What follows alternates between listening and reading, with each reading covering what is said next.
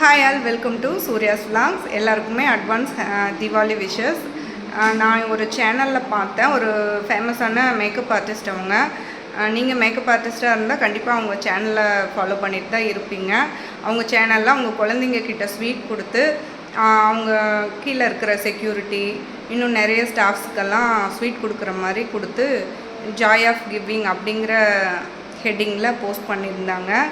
Okay, நீங்கள் கொடுக்குறம்போது உங்களுக்கு கண்டிப்பாக ஒரு ஹாப்பினஸ் இருக்கும், நம்மளால் முடிஞ்சதை வேறு ஒருத்தருக்கு கொடுத்து ஹெல்ப் பண்ணுறோம் அப்படின்னு.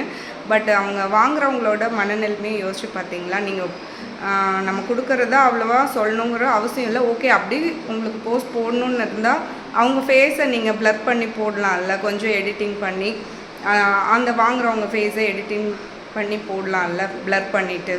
இப்போ அவங்க வாங்குறாங்கிறத காமிக்கிறதுல அவங்களுக்கு என்ன ஹாப்பினஸ் இருக்க போகுது? கண்டிப்பாக அவங்க ஒரு செகண்டாவது யாரோ ஒருத்தராவது யோசிப்பாங்க, இப்படி வேறவங்க கொடுத்து நம்ம வாங்குகிற சுச்சுவேஷனில் தான் இருக்கும், நம்மளால் பெருசாக எதுவும் பண்ண முடியல அப்படின்னு அவங்க நினைக்கிறதுக்கு சான்சஸ் இருக்குது.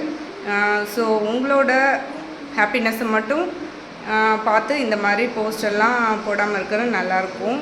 கண்டிப்பாக ஃப்யூச்சரில் நானே ஏதாவது பண்ணணுன்னாலும், நிறைய பேர் பார்த்துருக்கேன், இந்த ஆர்ஃபனேஜுக்கெல்லாம் போயிட்டு நாங்கள் பர்த்டே செலிப்ரேட் பண்ணுறோம், அங்கே திங்ஸ் கொடுக்குறோம் அப்படின்ட்டு நிறைய பேர் போஸ்ட் போடுறாங்க. கொடுக்குறவங்களுக்கு சந்தோஷமாக தான் இருக்கும். பட் வாங்குகிற அதில் எல்லாருக்கும் சொல்ல, அதில் ஏதோ ஒரு குழந்தைக்கோ இல்லை ஏதோ ஒரு பர்சன்ஸ்க்கோ நமக்கு இந்த மாதிரி டெய்லியும் சாப்பிட்றக்கோ பண்ணுறக்கோ யாரும் இல்லைங்கிற ஒரு சேட்னஸ் இருக்கும். அதை நீங்கள் சோஷியல் மீடியாவில் அவங்க ஃபேஸை ரிவீல் பண்ணுறதுல அவங்களுக்கு ஏதாவது ஒரு ட்ராபேக்கும் இருக்கலாம். ஸோ அவங்க ஃபேஸெல்லாம் ப்ளர் பண்ணிவிட்டு நீங்கள் ஹெல்ப் பண்ணுறதை தாராளமாக போடுங்க. தேங்க்யூ.